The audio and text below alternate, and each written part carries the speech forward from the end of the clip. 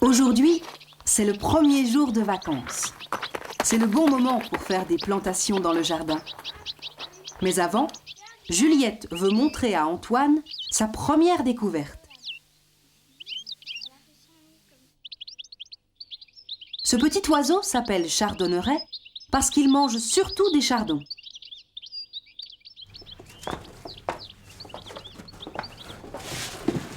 Papy déballe tous ses sachets de graines. Des petits pois, de la salade, des pois mange-tout, des flageolets, des radis, du persil, des oignons, des fèves, celles que l'on met dans les galettes des rois.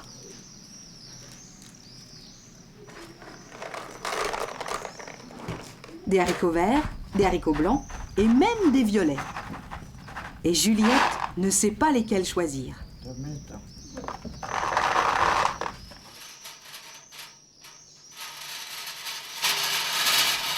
Antoine a entendu des piaillements dans le garage.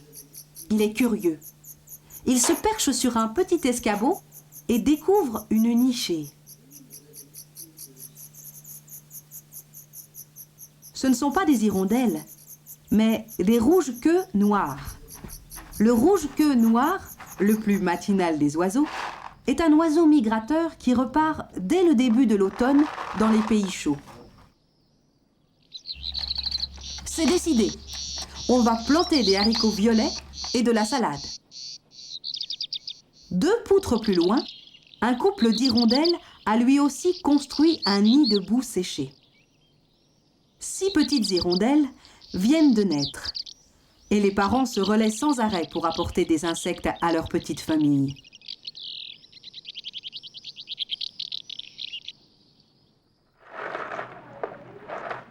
De temps en temps, la mère repart avec une petite crotte blanche pour que le nid reste bien propre.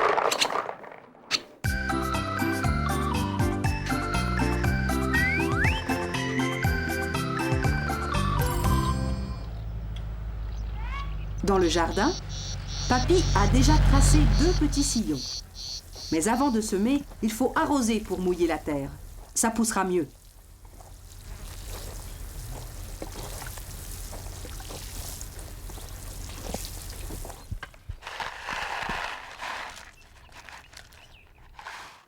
Juliette et Antoine déposent à espace régulier 6 graines de haricots exactement. Antoine en profite pour s'entraîner à compter.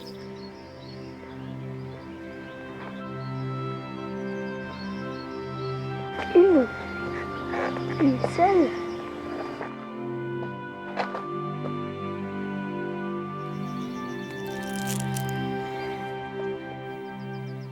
Ensuite, Papy les recouvre de terre, délicatement.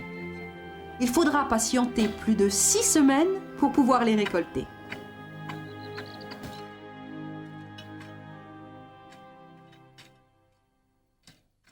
Antoine a déjà disparu.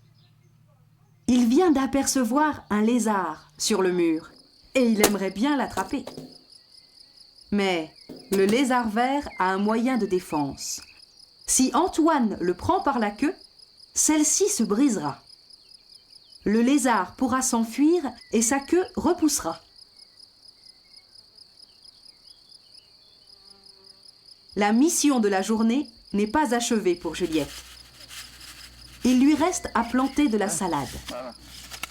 Papy lui donne du semis, c'est-à-dire des minuscules graines. Juliette et lui en saupoudrent le sol délicatement. Quand les petites salades auront poussé, Papy les repiquera en ligne et suffisamment espacées pour qu'elles puissent grossir.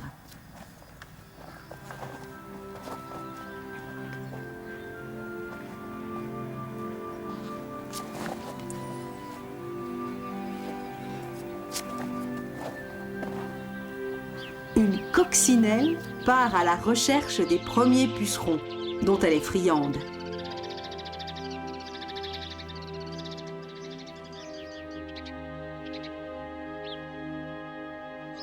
Les graines, que Papy a semées avant les vacances, sont devenues des plantes et ont produit des légumes qui seront bientôt prêts à récolter.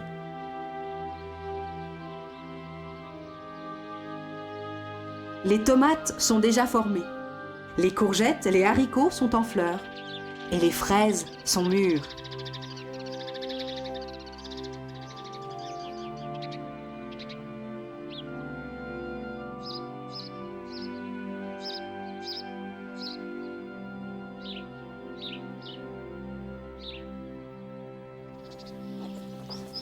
En fin de journée, Juliette arrose des salades.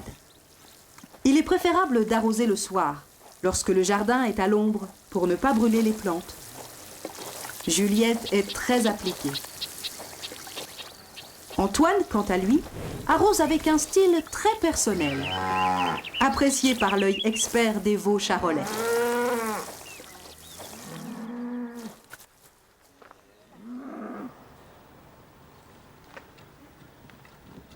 Les vacances à la campagne commencent bien.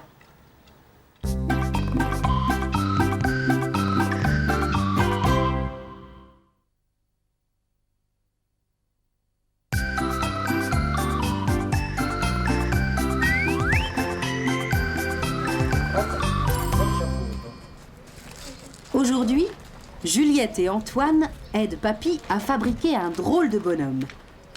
Avec une croix en bois, une boule de plastique, un vieil imperméable et un chapeau de paille.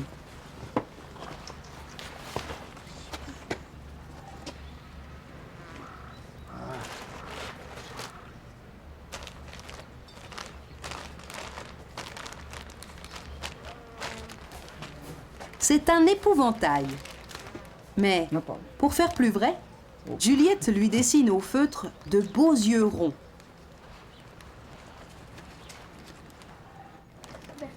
Tandis qu'Antoine, lui, fait une grande bouche avec des dents pour faire peur.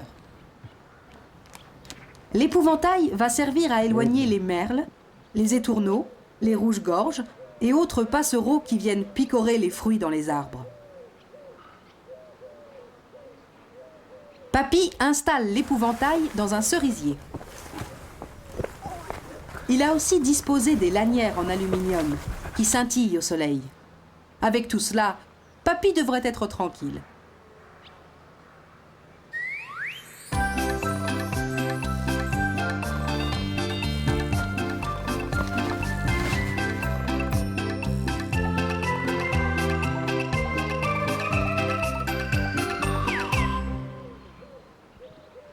Les cerises sont bien rouges. Il est temps de les cueillir. Il existe plusieurs variétés de cerises. Les bigarreaux ou les cœurs de pigeon, par exemple. On trouve aussi des cerisiers sauvages, les merisiers qui poussent dans la forêt. Papy a choisi de cultiver également des griottes. Les fruits se récoltent à des saisons différentes. Le cerisier est le plus printanier. Le cerisier n'est pas un arbre très grand, mais une échelle ou un escabeau est nécessaire pour récolter les fruits les plus hauts. Juliette est attentive. Elle veille à ne cueillir que des beaux fruits pour faire une bonne confiture.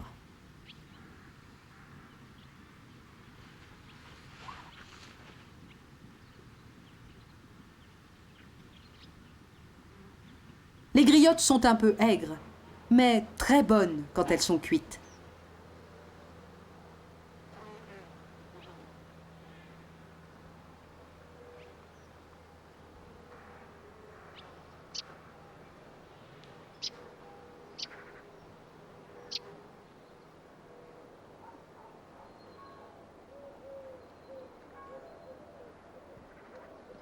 La récolte est terminée et les jeunes hirondelles peuvent venir faire leur toilette et lisser leurs plumes dans le cerisier. Papy a d'autres arbres fruitiers dans son verger. Des pommiers, des poiriers, des pruniers, des pêchers. Les arbres ne produisent pas de fruits lorsqu'ils sont jeunes. Il faut être patient et attendre plusieurs années.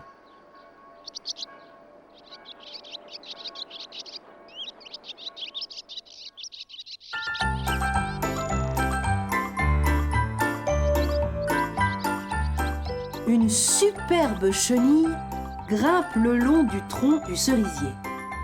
Espérons que les hirondelles ne l'ont pas vue. Si elle vit assez longtemps, peut-être deviendra-t-elle un magnifique papillon?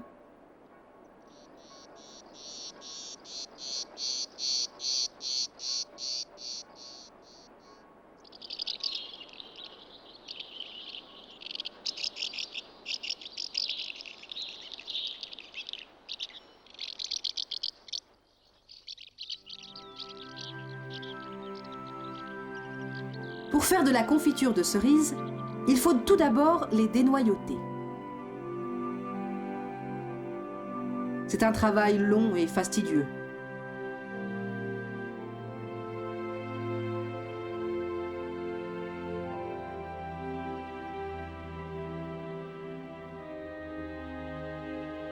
Antoine, lui, préfère manger des cerises déjà cueillies.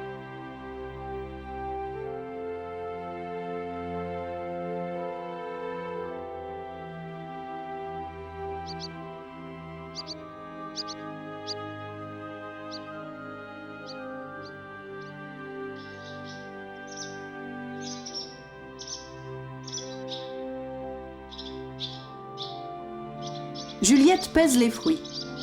2 kilos. Ça suffit pour aujourd'hui.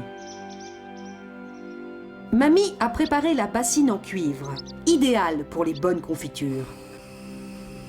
Dans la cuisine, Juliette met la bassine sur le feu et ajoute le sucre. Ça conserve. La recette de la confiture est simple. Autant de sucre que de fruits. Et on cuit doucement.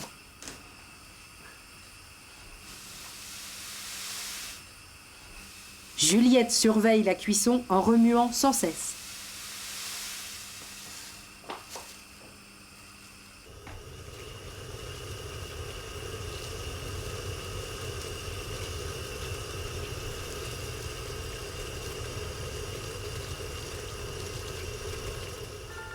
Mamie se charge de la mise en pot parce que la confiture est brûlante. Juliette et Antoine la goûteront dès qu'elle sera refroidie. Les vacances à la campagne, c'est bon comme de la confiture.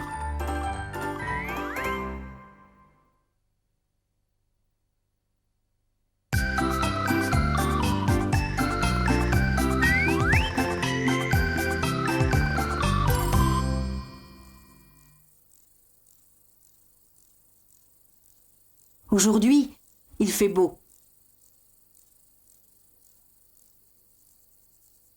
Juliette et Antoine vont se promener dans la prairie en fleurs. Le long du chemin, sur un bouquet de carottes sauvages, des mouches et des insectes butinent. Un joli coléoptère rouge cherche sa proie dans le feuillage d'un acacia. Qui se coule dans sa toile, elle l'entoure de toile. Derrière. Il y a tout qui entoure la toile.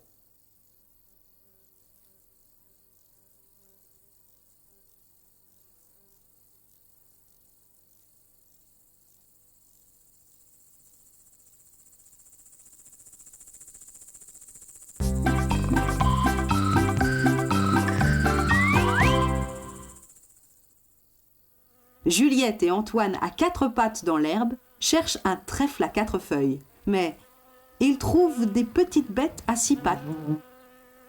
Des insectes, comme les sauterelles et les criquets.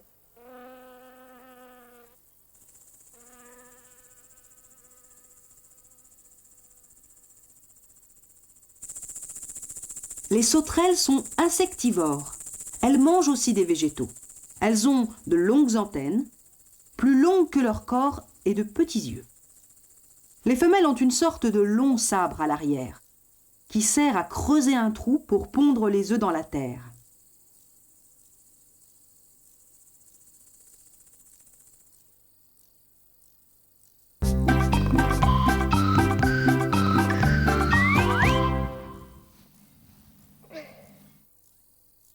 Les criquets sont herbivores et ont de courtes antennes. Le chant des criquets est produit par le frottement des ailes l'une contre l'autre, tandis que les sauterelles chantent en frottant leurs pattes arrière contre leur abdomen. Ces 2 insectes ont un sens aigu du camouflage.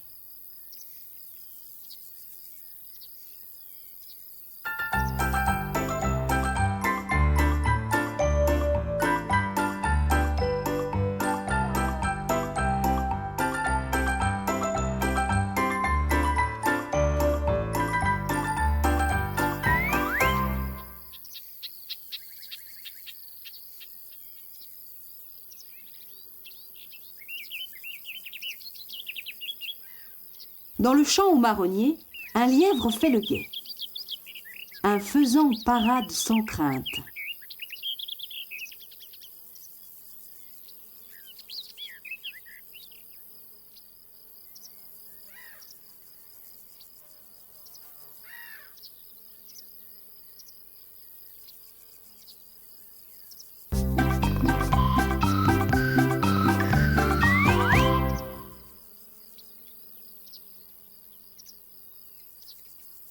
La couleur rouge de la coccinelle fait peur à ses ennemis, mais pas à Juliette, qui, comme tous les enfants, aime bien jouer avec la jolie bête à bon Dieu. Cet insecte est très utile. Elle peut manger 15 fois son poids en pucerons par jour. Elle s'envolera dès le premier danger.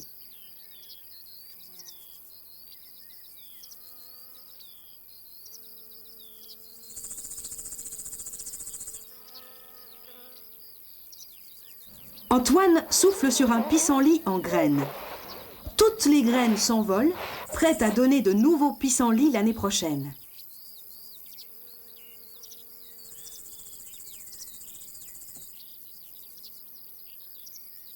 À cette période de l'année, les prés sont couverts de fleurs multicolores, comme le bouton d'or, qui est une renoncule, les marguerites, le trèfle, les bleuets, les silènes, et le lotier pied de poule. Certaines ont des vertus médicinales. La plupart des animaux, les chats notamment, savent d'instinct quelles plantes ils doivent mâchouiller pour guérir lorsqu'ils sont malades.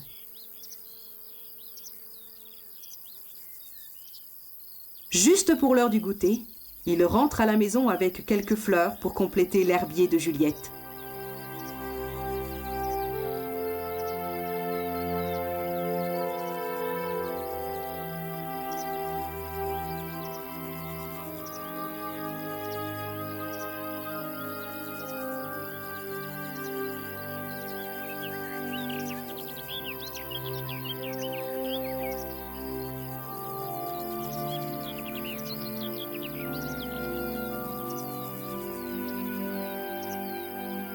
Les vacances à la campagne, c'est plein de couleurs.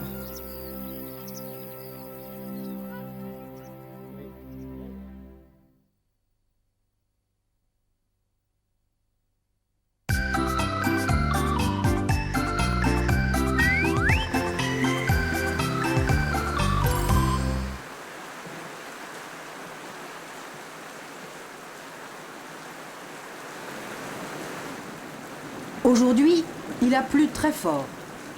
La pluie est très utile. Les plantes en ont besoin, mais quand il pleut, on s'ennuie à la maison. Pourtant, certains aiment bien la pluie. Et ceux qui sont contents, ce sont les escargots, par exemple. Tout doucement, ils sortent de leur coquille et vont se promener.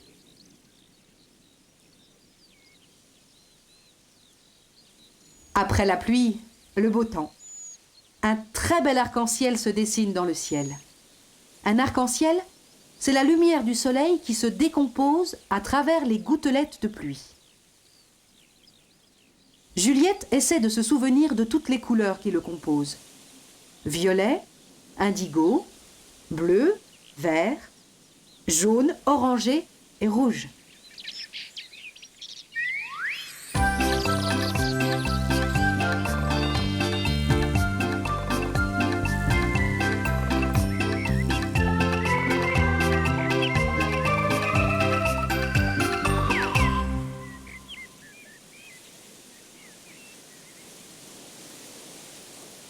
Juliette et Antoine vont rejoindre Papy qui est déjà à la chasse aux escargots.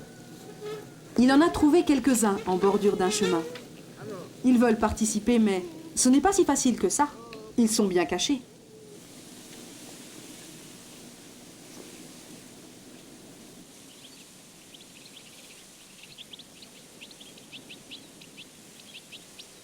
Juliette en trouve un en premier. Elle est contente.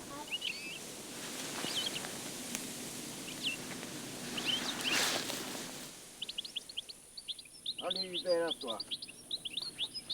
Oui, mais c'est bien. Allez, ben prends-le. Antoine hésite beaucoup à les prendre car il trouve ça très gluant. C'est gluant.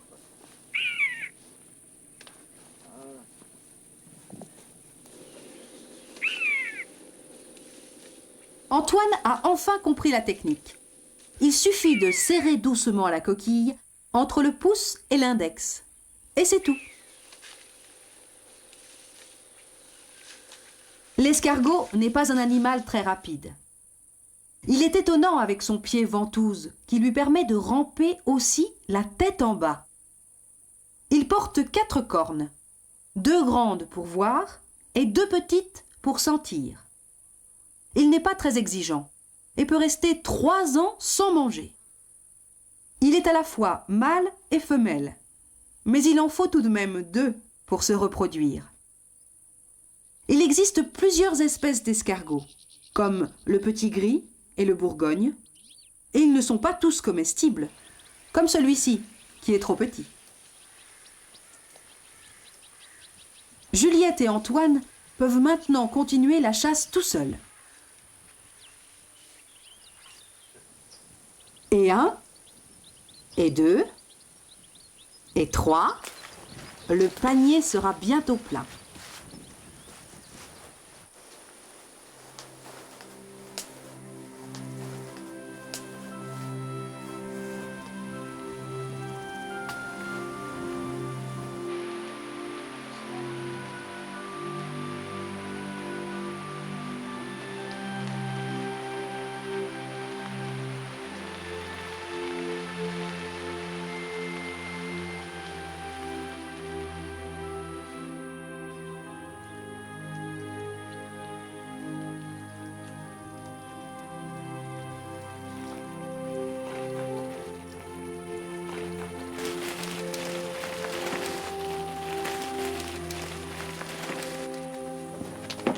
À la maison, les escargots ramassés sont placés dans une grande caisse en bois, en attendant d'être cuisinés. Ils sont appréciés par les hommes depuis la préhistoire. Mais les enfants ont oublié de mettre le couvercle sur la caisse, et tous les gastéropodes se sauvent à petite vitesse, environ 300 mètres à l'heure.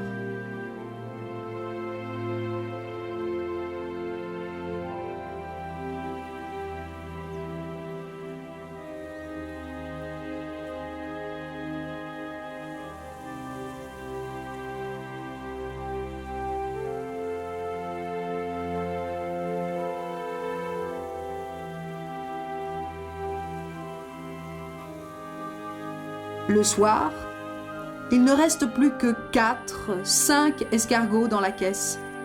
Les plus malins sont allés se régaler dans le jardin. Les escargots, qui sont quasiment sourds et aveugles, se dirigent avec leur excellent odorat, droit vers les laitues de papy.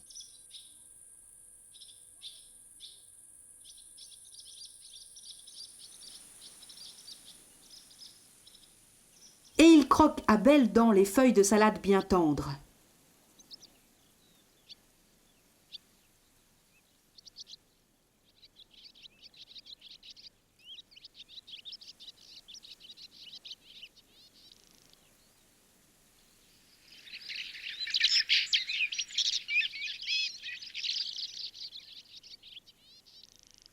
Antoine n'a pas envie de les laisser faire.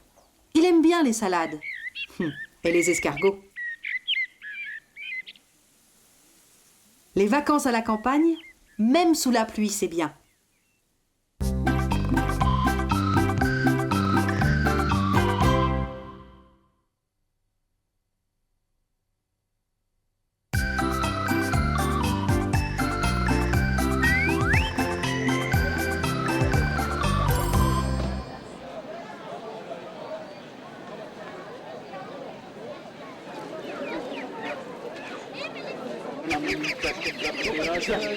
Aujourd'hui, c'est lundi, le jour du marché. Mais ce n'est pas un marché comme les autres. On n'y vend pas des légumes ou des fruits. C'est ici que les paysans de la région viennent acheter et vendre leurs volailles. Des poules, des coqs, des canards, des pintades, des oies, des pigeons et des lapins.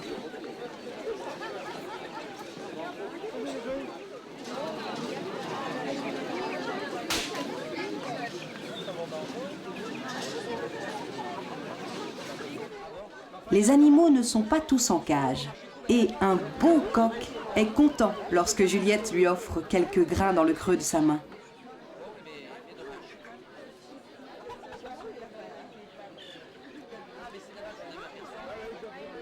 Mais parfois, ça pique. Antoine, quant à lui, a trouvé plus doux, un lapin qui se laisse facilement caresser.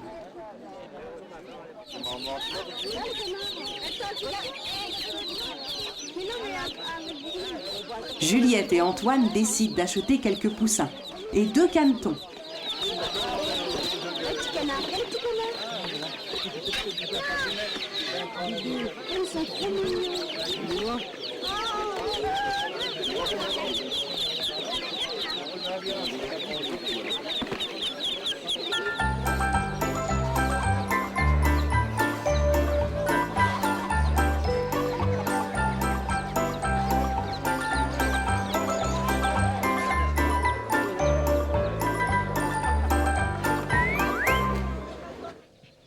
Après avoir passé quelque temps dans un beau panier, les poussins et les canetons sont mis dans un petit enclos installé par Papy dans le verger.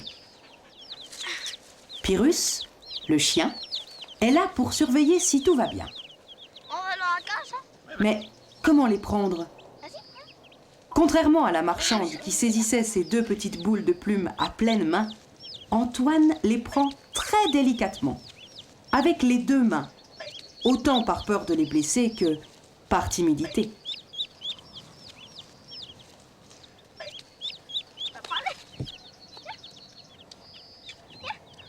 Le canard, il veut pas le canard. Ça va pas attraper le canard, moi.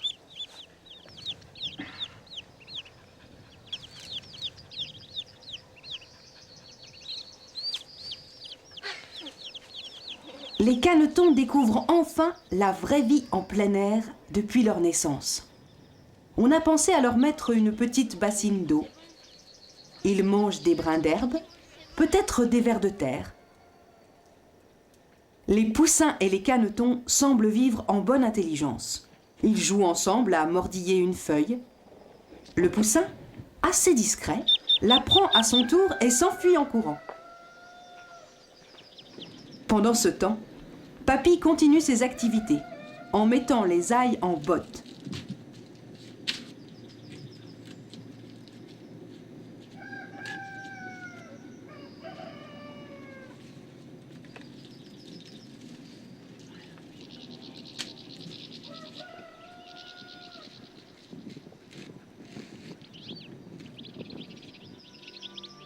Juliette aimerait jouer un peu plus avec les poussins, mais ce ne sont pas des peluches.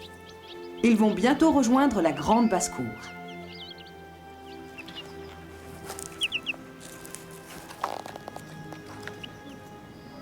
On a une cabane de notre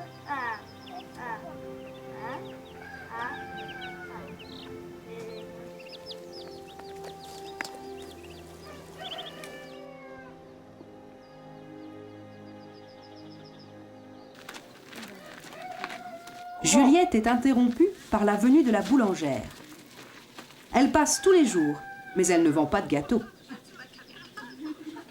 Pour remercier Papy et Mamie d'avoir acheté les poussins et les canetons, Juliette décide de faire une tarte aux groseilles. Les groseilles du jardin sont bien rouges et bien mûres. Juliette adore ça. Elle ne peut pas s'empêcher d'en manger quelques-unes pendant la cueillette.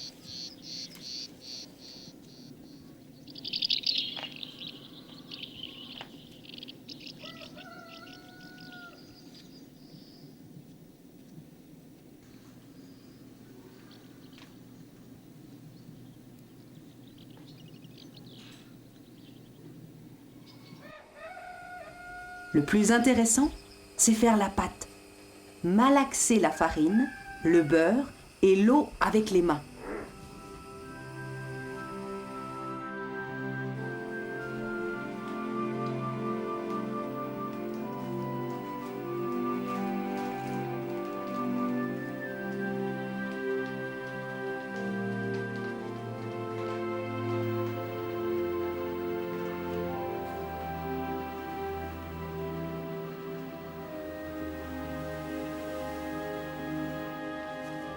puis l'étendre au rouleau, la placer dans le moule et disposer correctement les fruits.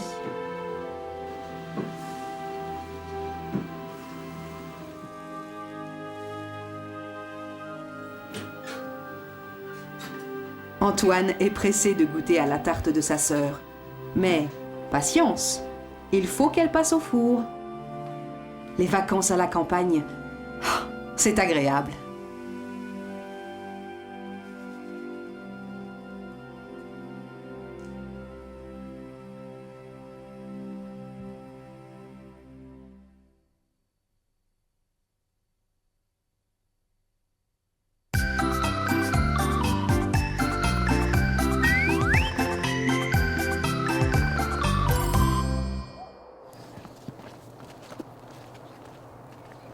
Aujourd'hui, des petits papillons blancs, qu'on appelle citrons, virevoltent dans tous les sens.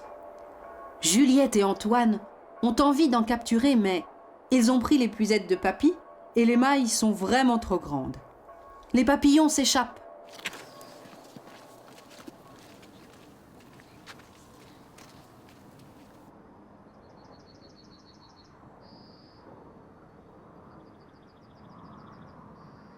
Les papillons se nourrissent du nectar, mais il y a de la concurrence. Des frelons, des bourdons et surtout des abeilles.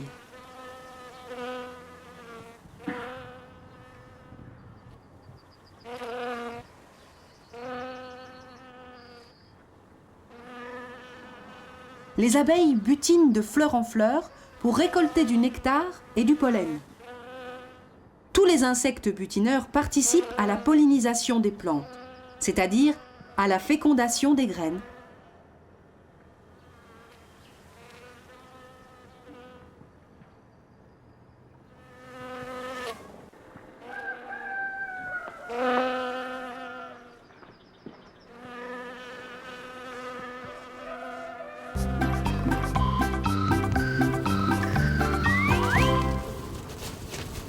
Juliette est allée rendre visite à sa copine Pauline.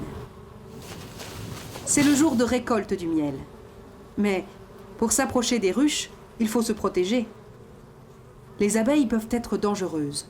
Leur piqûre fait très mal. L'apiculteur, l'homme qui élève les abeilles, a préparé des combinaisons et des grands chapeaux voilés. Ce nouvel accoutrement ferait fureur dans la cour de récré. Avant d'intervenir, l'apiculteur s'approche des ruches par l'arrière pour ne pas les effrayer et les enfume pour les calmer. La fumée est naturelle. Elle est produite par des copeaux de sapin. Les abeilles sont élevées dans des ruches depuis l'Antiquité. Dans une ruche, il y a plusieurs rayons différents. Certains servent au stockage du miel, d'autres servent au stockage de la cire, et d'autres encore correspondent à la maternité. Voilà, on a eu la naissance d'une abeille. Juliette et Pauline assistent à la naissance d'une abeille. Les abeilles sont des insectes sociaux qui vivent en colonie, chacune ayant des fonctions différentes et complémentaires. Voilà, un cadre avec du miel. Hein. La ruche abrite une colonie, dirigée par une seule reine, dont le rôle principal est de pondre des œufs. En été, elle peut pondre jusqu'à 1500 œufs par jour. Quelques centaines de mâles, appelés faux bourdons, ont pour seule occupation de féconder la reine. Une ruche peut abriter environ 50 000 ouvrières. L'ouvrière passe la moitié de sa courte vie à l'intérieur de la ruche pour nourrir les larves. Les abeilles rapportent leur butin dans la ruche. C'est là que le nectar est transformé en miel et rangé dans les alvéoles. Et ensuite, elles parcourent la campagne proche pour butiner. Butiner est une tâche très fatigante. Et après 2 à 3 semaines, l'ouvrière meurt d'épuisement.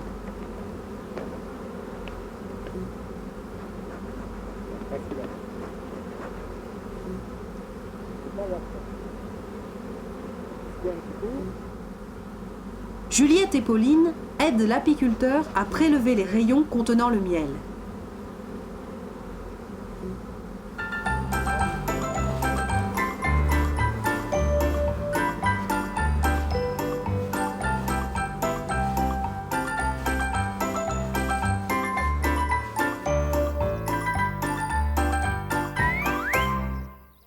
Pendant ce temps, Antoine joue dans les tournesols. Les abeilles aussi.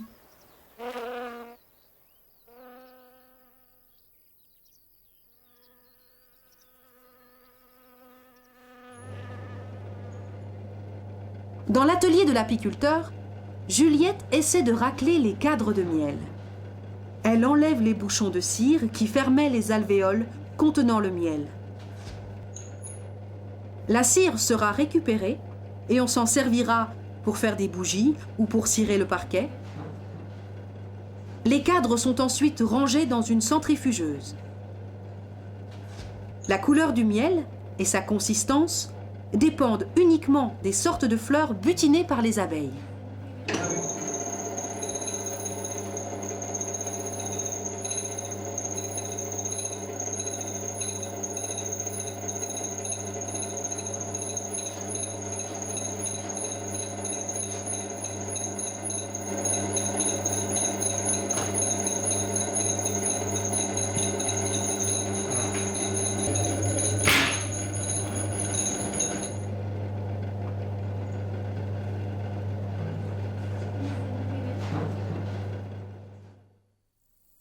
Pendant ce temps, les abeilles et les papillons se disputent toujours les mêmes fleurs.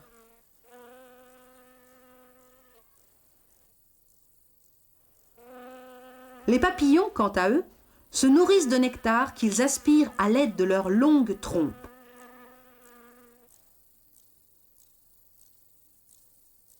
Les vacances à la campagne, c'est sucré comme le miel.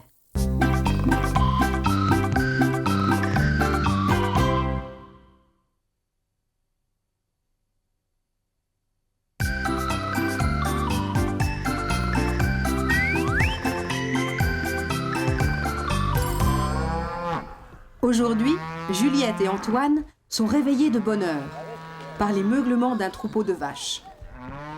Le voisin les amène dans une autre pâture. Ce sont des charolaises. Elles sont élevées pour la viande de boucherie.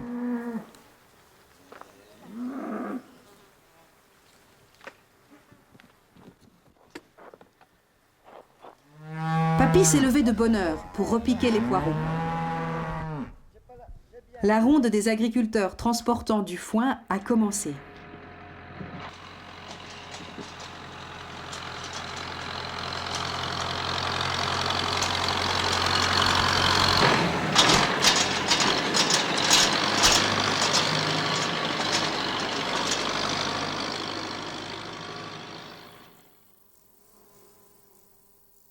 Juliette et Antoine en profitent pour aller jouer dans le champ du voisin.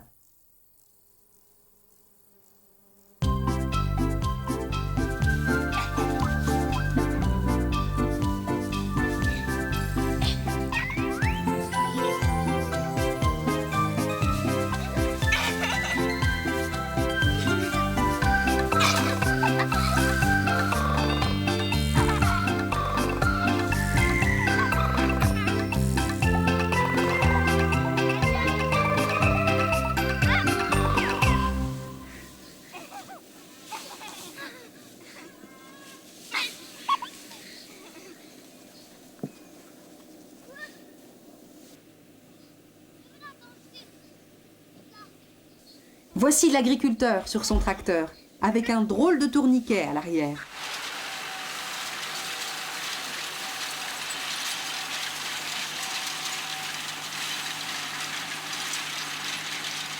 Les vaches sont herbivores. Et pour qu'elles puissent manger pendant l'hiver, il faut faire des réserves d'herbes séchées. C'est le foin. Juliette et Antoine sont invités à faire un tour de tracteur. L'agriculteur est venu faucher ce matin, après la rosée, car les herbes de la prairie étaient assez hautes. Le tracteur n'est pas très confortable, mais c'est tellement agréable de faire un petit tour. Avant d'être stockée, l'herbe doit être bien sèche, sinon elle pourrit. On la retourne donc avec un râteau faneur et on laisse faire le soleil. L'herbe est retournée plusieurs fois par jour pendant plusieurs jours. On en fait ensuite des bottes ou des balles rondes pour les ranger facilement dans la grange.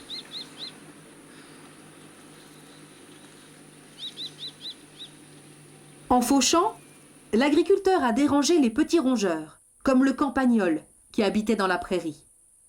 Le faucon cresserelle en profite pour partir à la chasse.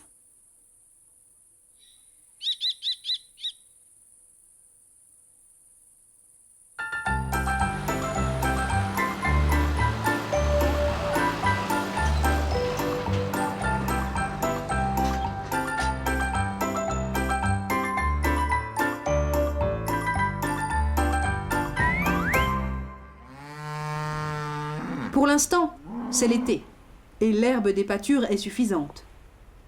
Dans le pré, voisin du jardin de Papy, le troupeau de charolais broute tranquillement, mais sûrement. Une seule vache pouvant manger plus de 60 kilos d'herbe dans la journée.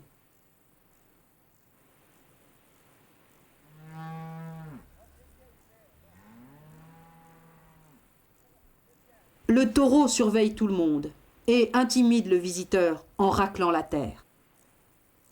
Dans le temps, les bœufs servaient, comme les chevaux de trait, aux travaux des champs, et leur grande force permettait de tirer des charges extrêmement lourdes. Les mouches agacent sérieusement les vaches. Il existe plusieurs races de vaches. La normande, la montbéliarde ou la frissonne sont élevées pour leur lait qui donnera la crème, le beurre et le fromage. Par contre, la charolaise, la limousine sont élevées pour leur viande et le petit veau peut profiter du lait de sa mère.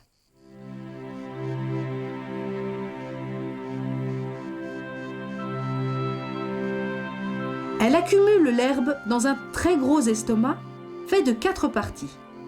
Puis, plus tard, elle remet l'herbe dans sa bouche et la remâche correctement. On dit qu'elle rumine.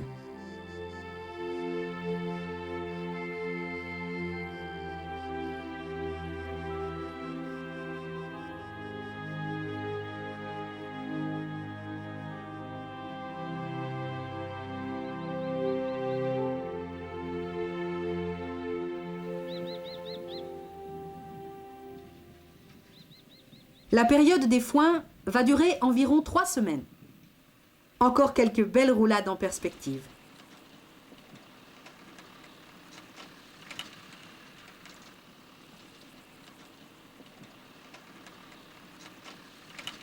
Les vacances à la campagne, c'est rigolo.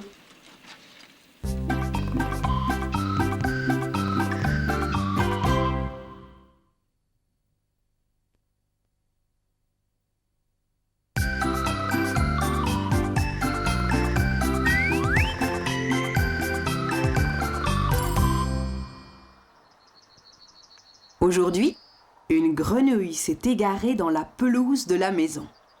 Elle ne bouge pas. Elle a peur.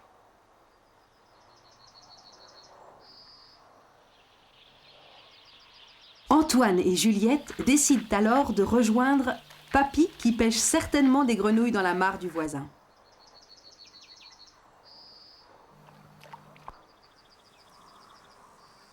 Ils s'approchent doucement. Dès que le soleil brille, la grenouille verte passe de longues heures à guetter. Elle bondit sur tout ce qui bouge, à condition que ce soit petit. Si un insecte passe à proximité, elle se retourne et l'engloutit avec sa langue gluante, presque sans le mâcher. En revanche, si un animal plus gros qu'elle s'approche, elle se cache dans les profondeurs de la mare et ne réapparaît que beaucoup plus tard. Papy sait tout cela. Il se fait discret et fait croire à la grenouille qu'une nouvelle proie facile arrive. Et alors...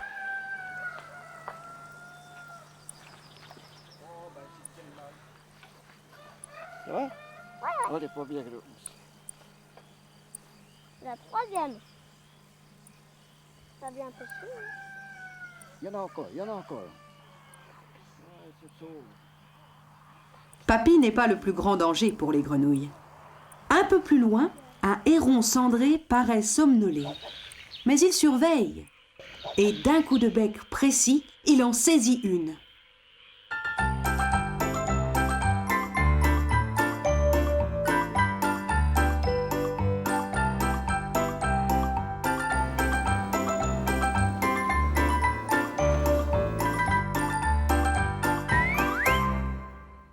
Plus tard, Juliette et Antoine vont en barque sur la rivière avec leur cousin Hubert. Le bateau s'approche d'un petit ruisseau recouvert de nénuphars. Les grenouilles aiment bien les feuilles de nénuphars pour chasser. Les mares et les petits ruisseaux sont aussi les lieux de vie de l'un des plus beaux insectes, la libellule. C'est la période des amours. Pendant l'accouplement, le mâle saisit la femelle au cou et tous deux forment un joli cœur. Après l'accouplement, les libellules déposeront leurs œufs à l'intérieur de la tige d'un nénuphar, par exemple. Puis elles laissent leurs larves se développer toutes seules sous l'eau. Celles-ci vivront de 1 à 5 ans dans les profondeurs de la mare avant de se transformer en libellules en 3 minutes. Soudain, un ragondin sort de son terrier creusé dans la berge. Il voit les enfants et plonge. C'est un craintif. Le ragondin, originaire d'Amérique du Sud, a été introduit en Europe pour sa fourrure. Ce gros rongeur a colonisé toutes nos campagnes.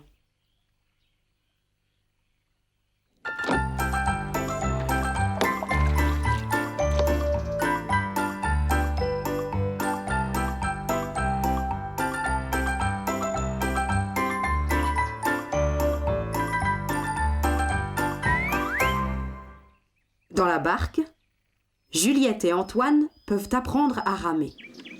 Ce n'est pas si simple, car dans ce genre de bateau, on avance à reculons. Et au début, on fait surtout des ronds dans l'eau et du surplace.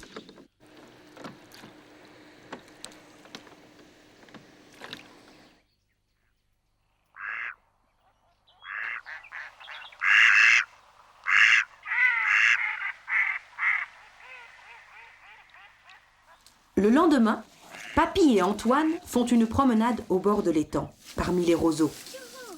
C'est des mouches. Tiens, regarde.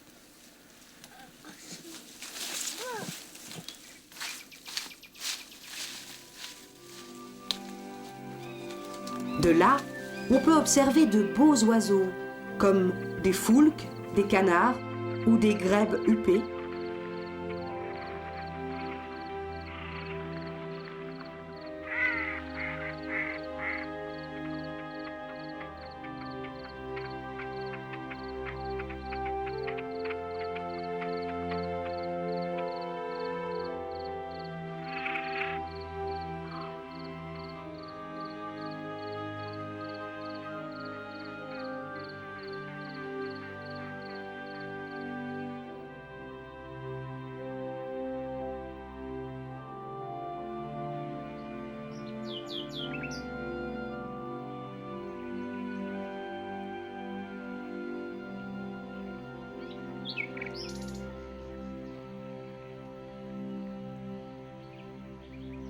Plus loin, Antoine remarque des insectes aux longues pattes qui glissent sur l'eau. Ce sont des gérisses. Ses pattes avant lui servent à capturer ses proies. Généralement, des petits insectes dont il suce le sang, un peu comme un moustique. Les vacances à la campagne? Oui, ça pique.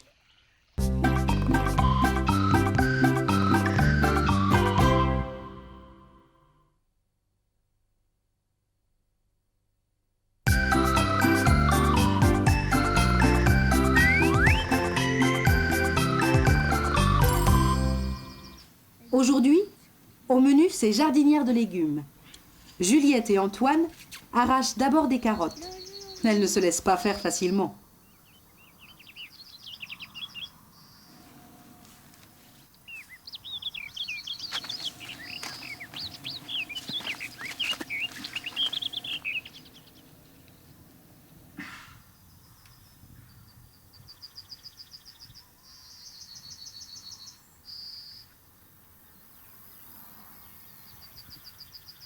Qu'est-ce que c'est que ces petites choses oranges, accrochées à une feuille? Ça ne se mange pas. Ce sont des œufs de doryphore. Le doryphore est sans doute le plus connu des insectes du jardin. La femelle pond entre 500 et 2000 œufs par an. caché sous les feuilles de pommes de terre, à l'abri du soleil et de la pluie. Ce coléoptère, venu d'Amérique du Nord, a provoqué au début du XXe siècle des ravages dans les champs et les jardins. Et tout le monde, même les enfants, partait à la chasse aux doryphores, les ramassait, un par un, à la main, au lieu d'aller à l'école. Mais les tomates nous attendent. C'est Antoine qui porte le panier, même s'il est un peu lourd. Certaines tomates sont bien mûres. Elles feront avec la vinaigrette de mamie une excellente salade. Pour la jardinière, il faut aussi des pommes de terre.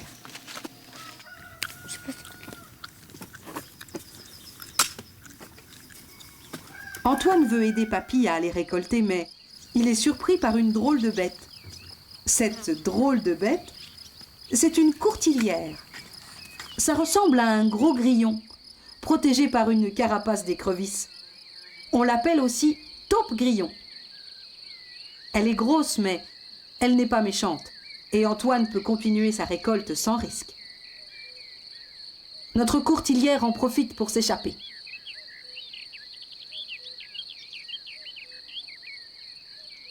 Comme la taupe, elle creuse des galeries souterraines et coupe souvent les racines des légumes sur son chemin. C'est un ennemi du jardinier. Elle mange aussi des vers de terre ou des larves d'insectes.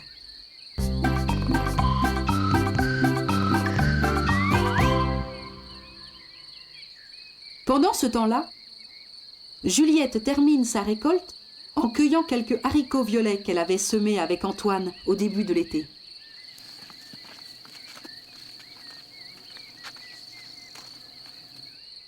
En sortant du potager, Juliette aperçoit une mante religieuse en train de faire sa toilette dans le buisson d'osier. Habituellement, elle vit dans les hautes herbes et les friches. Juliette est très attirée et intimidée par cet insecte étrange.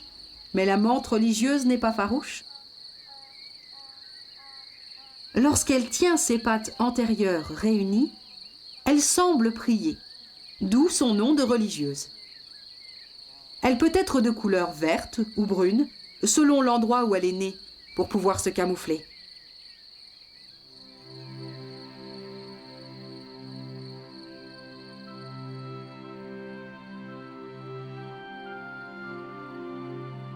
C'est surtout un prédateur redoutable, insectivore, qui se nourrit uniquement de proies vivantes. Elle chasse à l'affût, sans bouger, ou presque.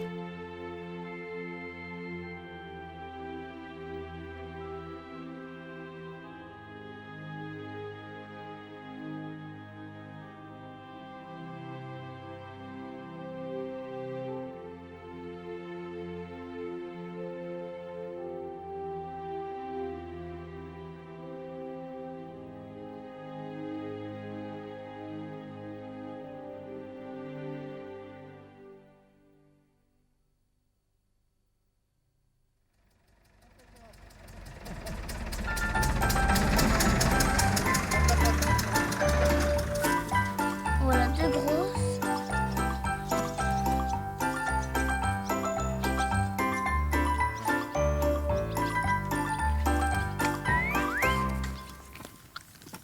Le lendemain, c'est le jour des patates.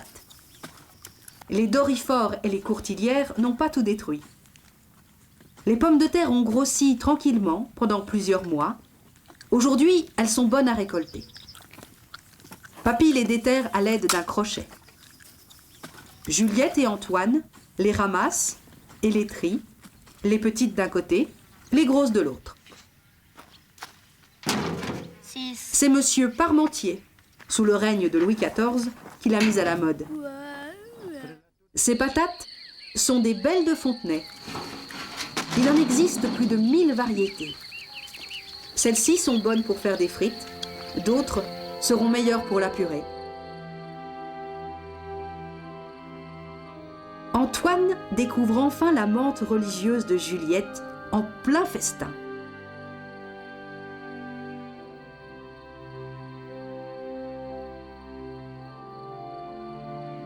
Les vacances à la campagne, c'est souvent de drôles de rencontres.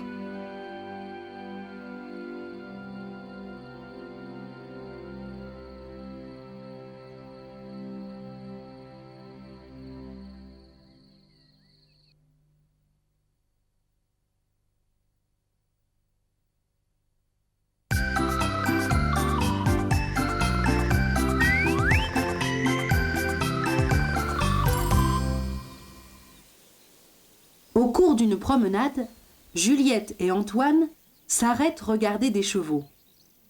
Ce sont des chevaux de trait qui faisaient tous les travaux des champs avant que les tracteurs ne les remplacent. Ceux-là sont des traits comtois, avec une belle robe de couleur alezane. Juliette leur donne des herbes sèches. Attention, il faut bien ouvrir la main, sinon ils peuvent mordre les doigts. Ce sont des animaux très gentils, qui apprécient la compagnie des enfants.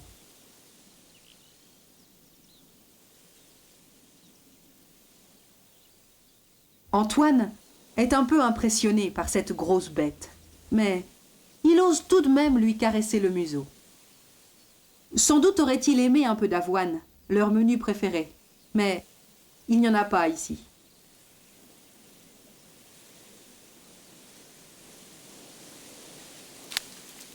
Juliette prend un épi. Elle le frotte entre ses mains pour découvrir les grains de blé. Dans nos régions, on cultive plusieurs espèces de céréales. L'orge, l'avoine, le seigle et surtout le blé et le maïs.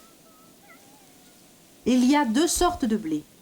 Le blé tendre, celui-ci est moulu en farine pour faire le pain ou les gâteaux. Et le blé dur, celui qui a de la barbe, pour la fabrication de la semoule et des pâtes. Le blé a été cultivé dès l'apparition de l'agriculture, au néolithique.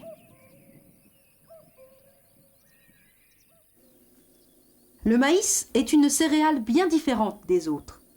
Elle a été apportée en Europe par les Espagnols, dès la découverte de l'Amérique centrale. C'est pourquoi le maïs aime la chaleur et l'humidité. Juliette et Antoine improvisent une partie de cache-cache dans les champs de maïs encore verts.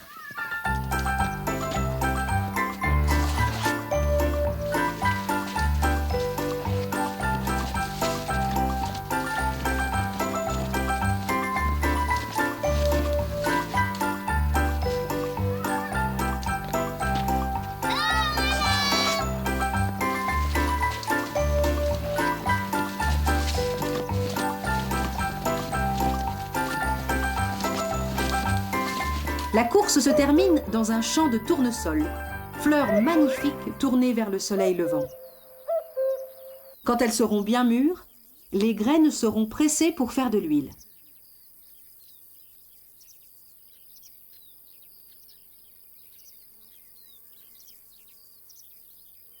Ils n'ont pas vu le plus petit des rongeurs, un rat des moissons. Sa queue et ses pattes postérieures permettent de grimper le long de la tige, tandis qu'il utilise ses pattes avant pour tenir la nourriture. Sa queue lui sert aussi de frein quand il descend. Il se nourrit de tout, graines, fruits, bourgeons et insectes. C'est la femelle qui construit le nid, composé d'un habile tissage de feuilles de graminées découpées en lanières.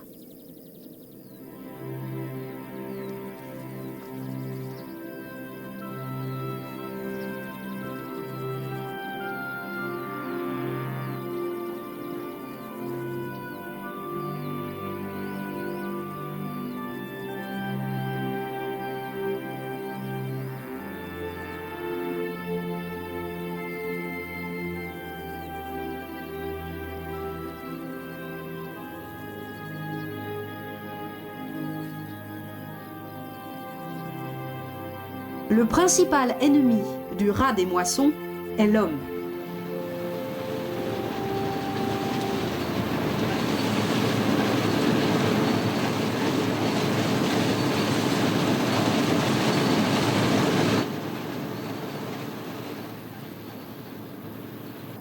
Le voisin fait les moissons avec sa moissonneuse-batteuse. Cette grande machine fauche le blé. secoue fortement les épis pour extraire les graines et rejette la paille. Antoine a très envie de monter sur la machine.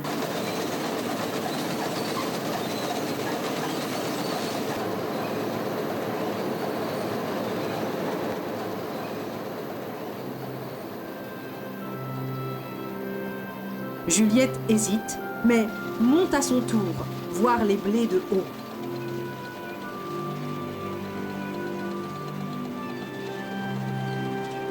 Beau point de vue, mais on avale beaucoup de poussière.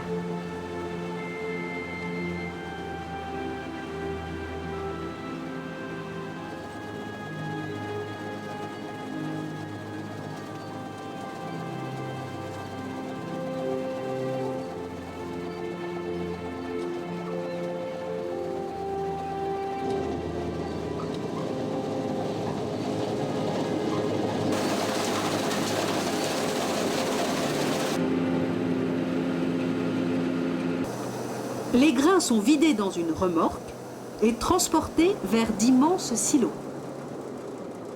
Plus tard, on pressera la paille pour en faire des balles rondes. Les vaches l'apprécieront cet hiver en litière. Les vacances à la campagne, c'est doux.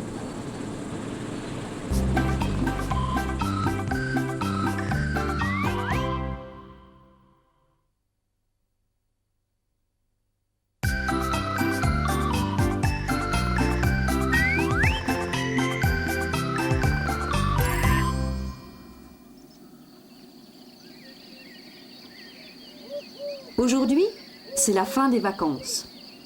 Le matin, une brume couvre la prairie. C'est humide. Les grandes toiles d'araignée sont recouvertes de gouttes de rosée. Elles étincellent au soleil comme un beau collier de perles. Les araignées ont mauvaise réputation. Pourtant, ce sont des animaux extraordinairement utiles, qui capturent des milliers d'insectes en été. Malgré la fraîcheur, Juliette et Antoine partent en balade.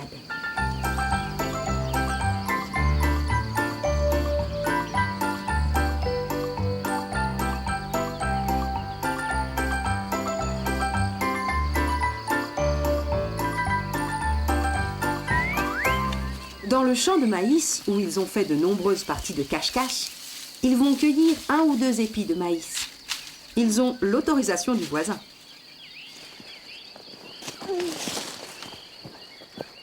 C'est celui-là que tu as.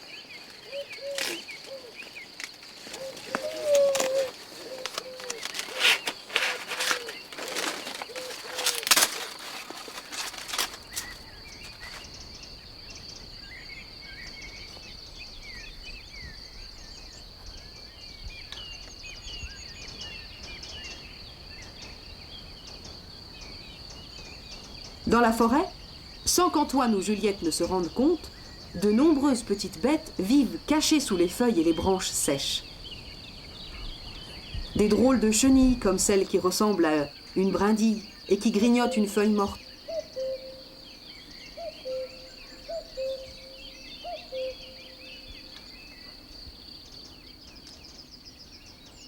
Un ver de terre, luisant au soleil.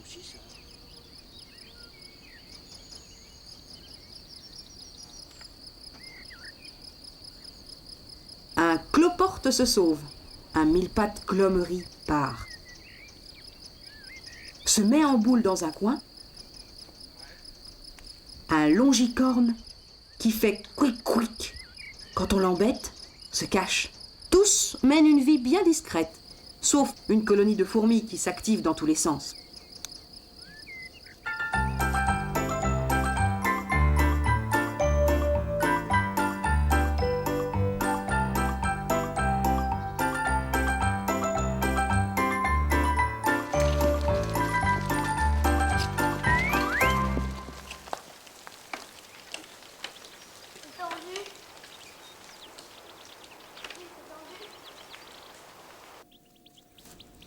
Antoine et Juliette continuent leur balade sans voir une punaise de bois qui se dort au soleil.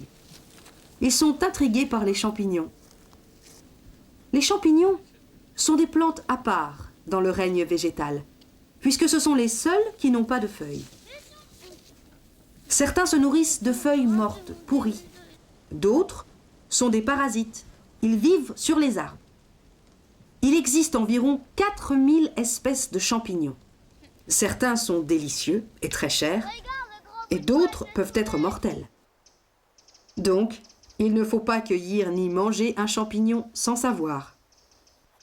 Un beau champignon, un bolet certainement, est pris d'assaut par une limace. Elle aime bien croquer les champignons, même les vénéneux.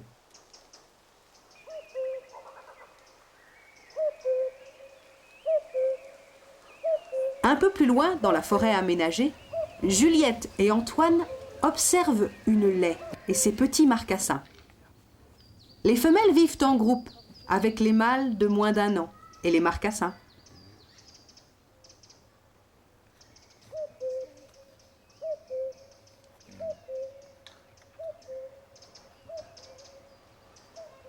Les sangliers adultes sont solitaires. Ils ont une très mauvaise vue, mais leur odorat est excellent, meilleur que celui du chien. Quand il ne dort pas, il mange de tout, surtout des végétaux, mais aussi des vers, des larves, des insectes, des escargots et des fruits. Il fouille le sol avec son groin et il fait des ravages dans les cultures.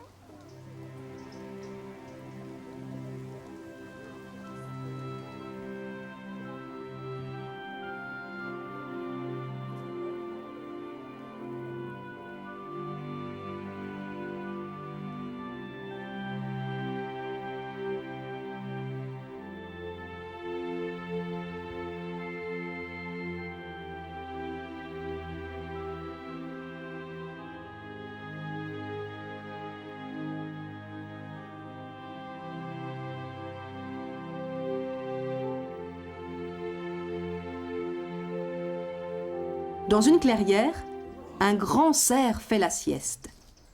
Le cerf est le plus grand mammifère de nos forêts. C'est un herbivore ruminant, comme les vaches.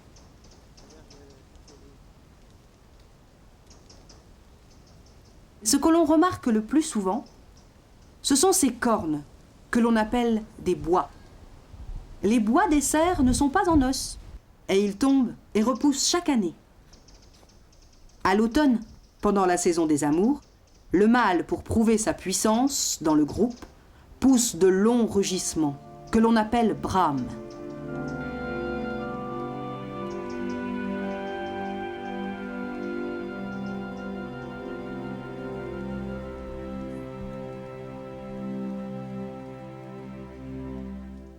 Juliette et Antoine font beaucoup de découvertes aujourd'hui. Les vacances à la campagne, c'est presque fini.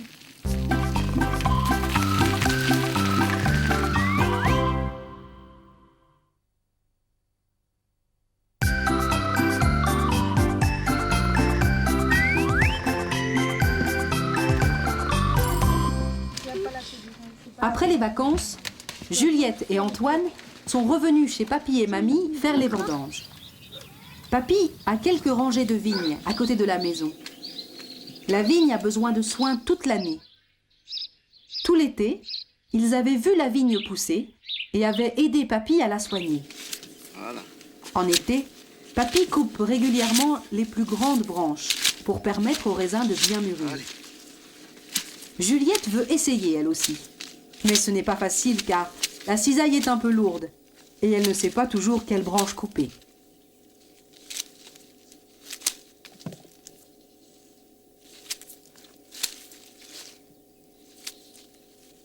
Laissons la place aux spécialistes. Antoine vient donner des conseils, ou bien faire un petit coucou, et peut-être même manger du raisin, mais les grappes sont encore vertes.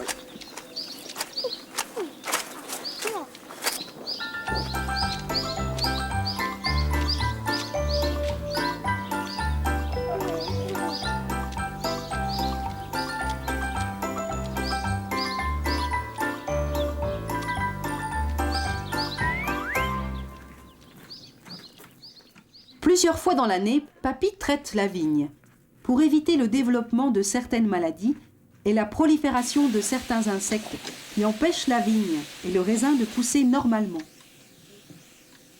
Antoine doit rester en retrait pour ne pas respirer ce produit qui ne convient pas aux enfants.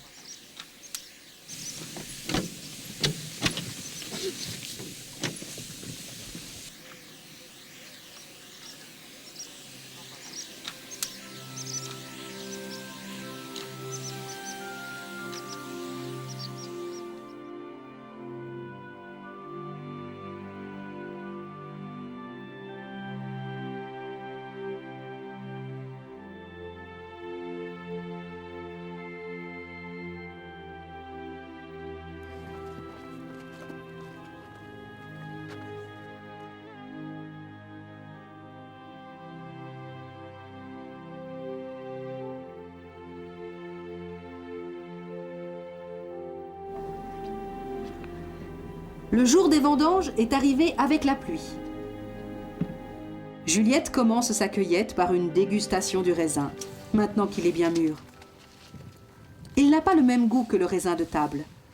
Il existe de nombreuses variétés de raisins, que l'on utilise de manière différente. Ceux avec lesquels on fait du vin ne sont pas toujours très bons à manger. Les raisins de table ne font pas de bon vin. Hein, papy? Papy, qui est un ancien vigneron, est très efficace dans sa récolte. Antoine, quant à lui, prend le temps de choisir quelle grappe il va cueillir. Oh ben, t'es fou en l'air. Hein? T'es fou en l'air. C'est lancé.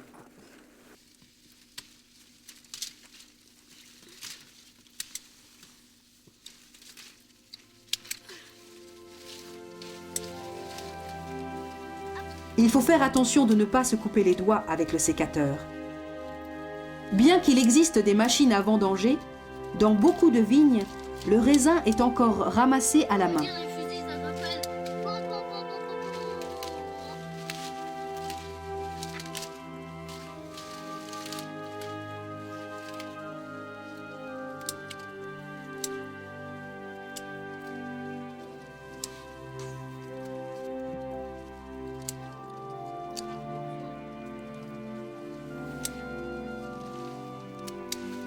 Non, ok, je vais l'emmener comme ça parce que j'ai mis deux autres.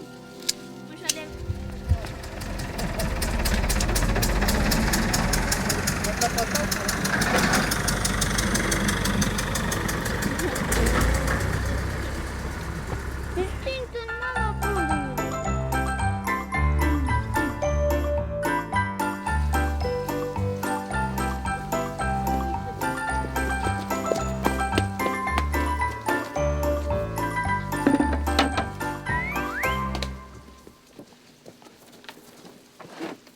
De retour à la maison, il presse le raisin pour recueillir le maximum de jus. Juliette a envie d'essayer de tourner la manivelle du pressoir. Antoine est intrigué par le mécanisme.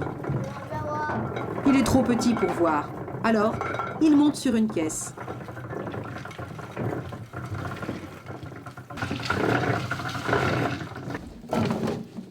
Oh, là, il y en a beaucoup. Allez, ça va déborder, là.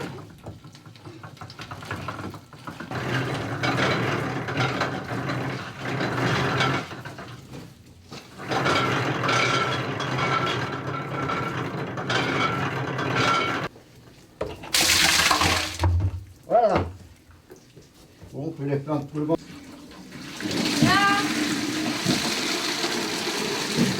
Ça coule. Lorsque tout le raisin est pressé, ils peuvent enfin boire un verre de jus de raisin frais. Mais attention, il reste des pépins et des bouts de peau. Les vacances à la campagne, c'est fini, mais on reviendra l'année prochaine.